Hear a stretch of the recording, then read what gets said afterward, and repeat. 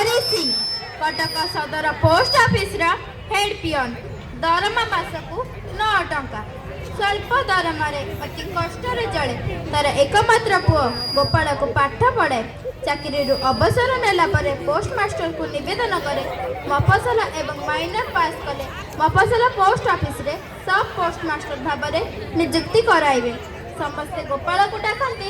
डाक मुंशी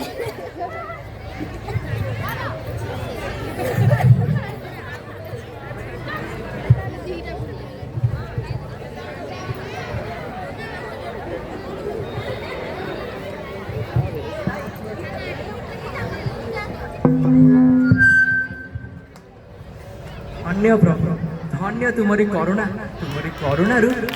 गोपाल आज हाकिम बुझ गोपाल को जदि तुम्हें आज था ना तुम पुओ तार प्रथम मासर दरमा मो हाथ में तुम था दरमा टंकाटी को 4-5 थर गणी अंटार जाके शोई पड़ी था सका 6टा उठ मत शोच कौन झटी बजार को जा मो पुओ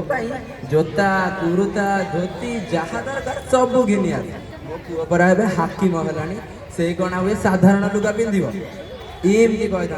अरे भेग देखी सीना भिग एमती कही डाक मुंशी हेला परे गोपाल बाबूंकर हाव भाव किछि बदली जाइछि बापा को देखिले मिछ डाने रग रग नहले टिंगी टिंगी हुअंती एईटा मूर्ख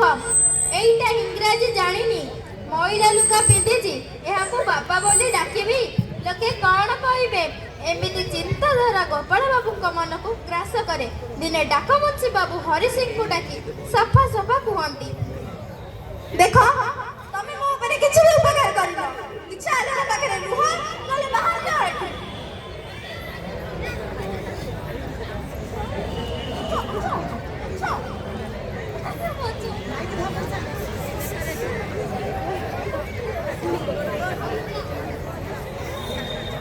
आ सुना बाबू माने हम बसा आसिला बेले तुमे घर रहइबो घर बाहर को बाहरिबनी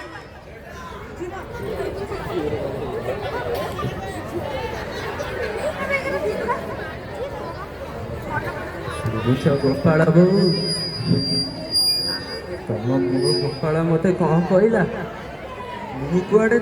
किसी भी उपकार करिनी मु कौन करी ताहा तमें आर बारे थी सब देखुच तमें परा मोर सुख दुखर साक्षी निजे न खाई ता पेट को आहार देजी ताकू पाठ पढ़ी बड़ मनीष करी से आज मते सफा सफा कहीदेला घरे रहिबो जदि रुह नहले चली जाओ कौन कहल गोपाल बाबू मु कांदिबिनी ना ना गोपाल बाबू मु कांदिबिनी मु पूरा भूली जाइଥିଲି मु कांदिले हमरे गोपाल तार अमंगल हेबो मु कांदिबिनी गोपाल बाबू मु कांदिबिनी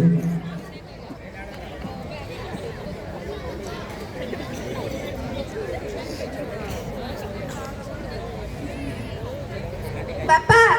मु मफतला बाहरली जिनिस पत्र सब नहीं आस हां केतेबे जिनिस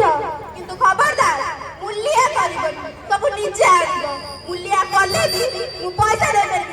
अंडरस्टैंड बुढ़ा हरि सिंह देहरे मफसलर पानी चलिला नाही जरा हेले खो खो करी कासे आ सेई कासटा राती रे बेसी हुए बाबूको सोईबारे हरकत हुए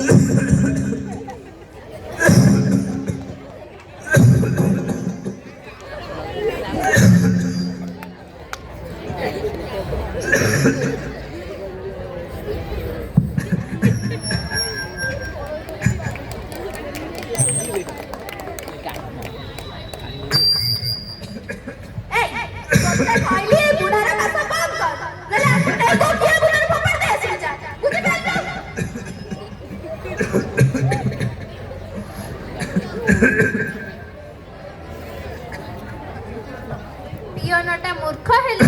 तार मनीष पणिया अछि निजर परिवार शक्ति मध्य अछि एमिति दिन बढे मोर काश ज्वर पड़ी जाए ओहो ए बुढा जको शांति रे रात रे सोई नि ए बुढा तते केते तोर कहि जे तू आ बस्ते रात रे सोइले बले काहे उठबल तू जाने तू जाने तू जाने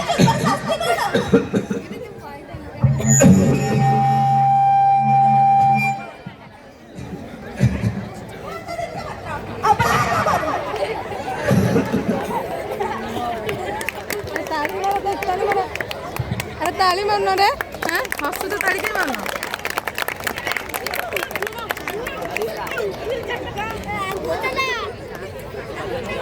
बुढ़ा निज गाँ घर को फेरी आसिला आउ तार जो 2 माण जमी थिला ताको से गाँ लोकंक भागरे देईदेला घर पिंडारे बसी हरि नाम जपिला